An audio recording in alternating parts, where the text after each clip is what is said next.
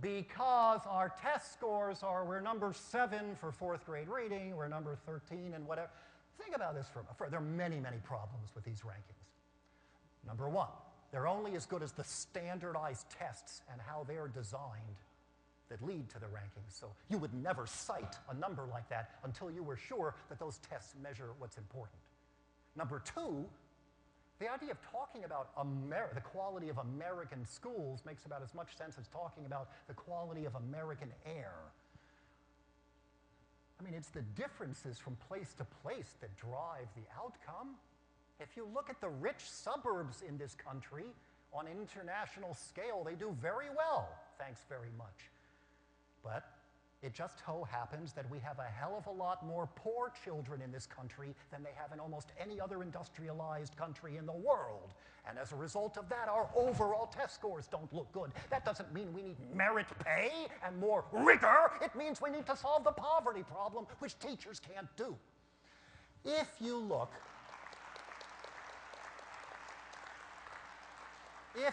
at these rankings, though, the main thing you're struck with is the whole idea of a ranking.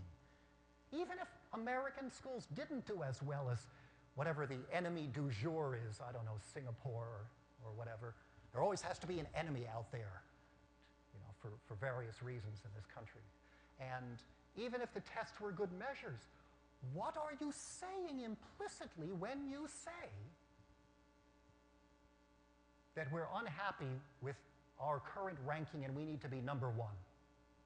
It's as if learning was an athletic event. We're number 1 is basically the goal of all the people who point to those rankings.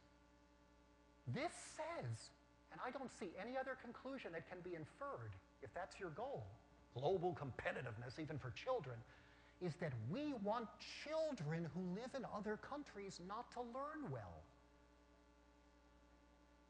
I find that view both intellectually and morally bankrupt, and it is at the heart of talk about global competitiveness.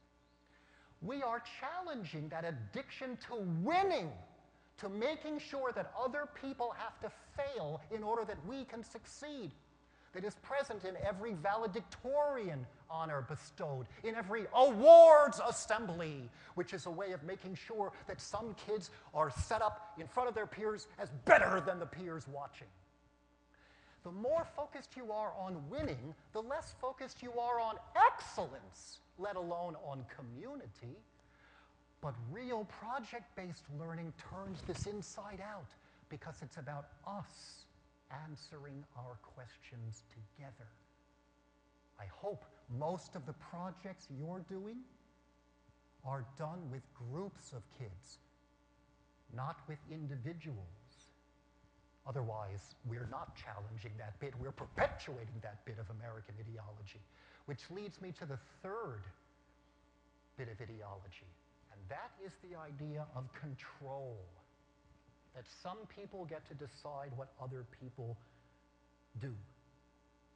And the people in the underneath position are deprived of any sense of autonomy. At its best, project, problem, question-oriented learning combines choice with community to create something that most people in this culture are completely unfamiliar with: democracy. Which is not about voting. Voting is adversarial majoritarianism. I'm talking about the real kind of democracy where the group has to figure out how we're going to design our project together and what we do when we can't agree. What it means to have to really listen to other people's preferences and the reasons for their preferences. What it means to forge a compromise. What it means to hash out a consensus.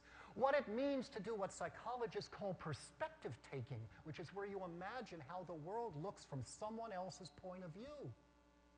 That's what happens in democratic classrooms. Having the kids vote on which thing to do is very fast, but it leaves a lot of the kids feeling even more unhappy. They expressed their preferences and were completely overwritten and now are expressly being made to do what they told you they don't want to do. And all the kids, winners and losers alike, never had a chance to do real democracy with all of the social and moral growth that entails. Real democracy